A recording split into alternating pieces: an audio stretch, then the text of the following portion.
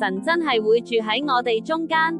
呢個問題可能一直縈繞你心頭。試諗下，有冇一個時刻，你真係感受到超乎想象、溫柔又強大嘅愛同同在？一份神聖榮耀親身降臨，住喺你嘅生命裏面。喺出埃及記第40章，我哋見到動人嘅圖畫。以色列人聽從上帝指示，用心同毅力，一磚一瓦建造會幕。當所有祭物家具都按照神心意預備妥當，當時雲彩遮蓋會幕，耶和華的榮光就充滿了帳幕。呢節聖經金句不單描述會幕建成光景，更係對我哋每個心靈嘅溫柔邀請。